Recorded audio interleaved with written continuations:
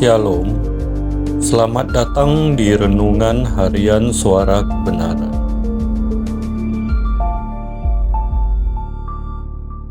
Keharuman ketaatan.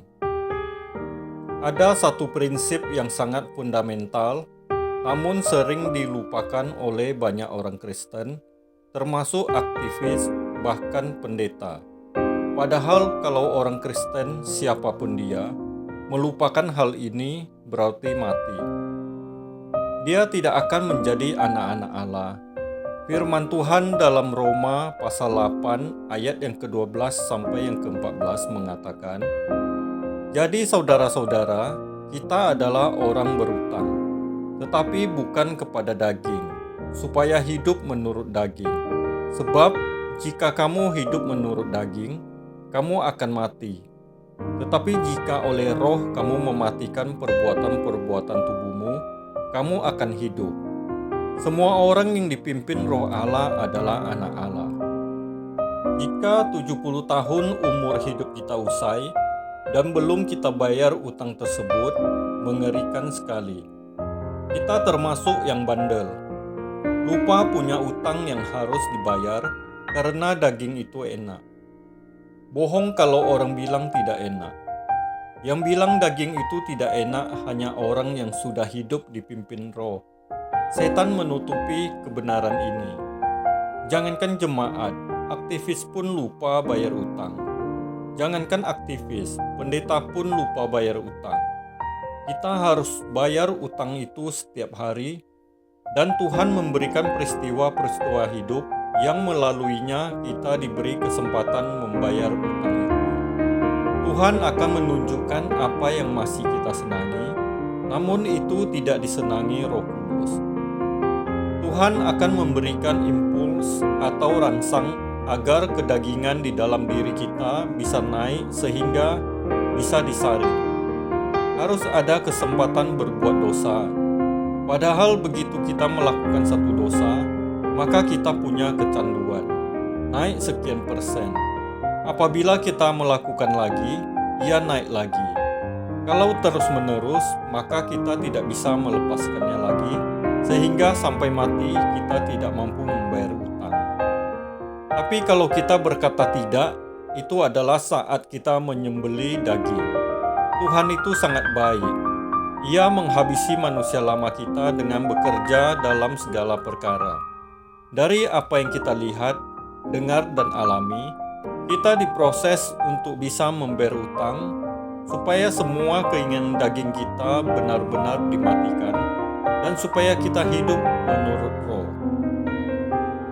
Jadi sebenarnya firman Tuhan yang mengatakan, "Kamu tidak dapat mengabdi kepada dua tuan," itu tidak main-main, itu berat.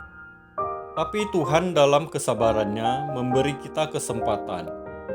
Dia punya banyak kartu kuning, tapi ingat, di setiap kartu kuning itu ada disiplin. Jadi tidak gratis.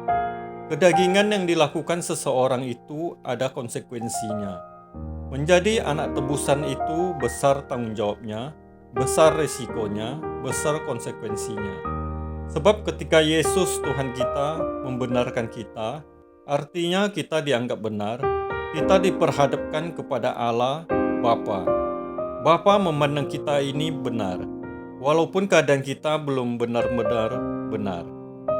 Bapa mencium keharuman darah Yesus yang sama dengan keharuman ketaatan putranya yang menggantikan kita di kayu salib, dan Allah Bapa memeluk kita.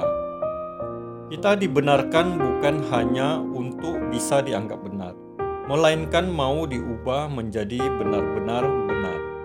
Kalau Bapa mencium keharuman darah Yesus yang menunjukkan ketaatannya sampai mati, maka kita juga mencurahkan darah dan memiliki keharuman seperti keharuman Tuhan Yesus.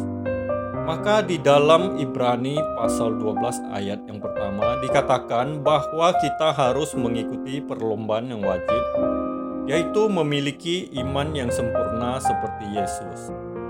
Iman yang sempurna bukan hanya iman biasa-biasa saja, artinya ketaatan yang sempurna seperti ketaatan Tuhan Yesus. Dan dalam pergumulan kita melawan dosa, kita belum sampai mencucurkan darah. jadi belum selesai. Harus sampai mencucurkan darah, artinya optimal, maksimal, sampai Bapa mencium keharuman kita seperti keharuman Tuhan Yesus. Ketika kita percaya kepada Tuhan Yesus, kita diberi materai Roh Kudus. Tubuh kita menjadi bait Roh Kudus, mulai berlaku firman yang mengatakan, "Kuduslah kamu sebab aku kudus." Kekudusan kita harus sesuai dengan standar kekudusan yang Allah kehendaki. Jadi konsekuensinya berat, karena kita harus punya keharuman ketaatan seperti Yesus.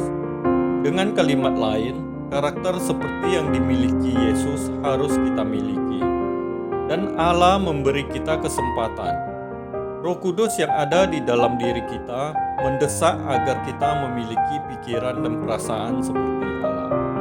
Kesucian bukan hanya keadaan orang yang tidak berbuat dosa, tapi kemampuan seseorang bertindak selalu sesuai dengan pikiran dan perasaan Allah, dan Roh Kudus melatih kita. Oleh sebab itu, orang Kristen yang benar urusannya hanya ini, yaitu bagaimana kita berjalan menurut Roh Kudus, atau yang sama dengan dipimpin Roh Kudus, agar kita sah menjadi anak-anak Allah. Dulu kita berpikir bahwa kita memiliki hak untuk hidup wajar seperti manusia lain. Padahal ketika kita ditebus oleh darah Yesus, seperti yang dikatakan dalam 1 Korintus pasal 6 ayat 19-20, maka tubuh kita menjadi bait Roh Kudus, menjadi tempat dan sarana Allah dimuliakan. Amin. Tuhan Yesus Kristus memberkati.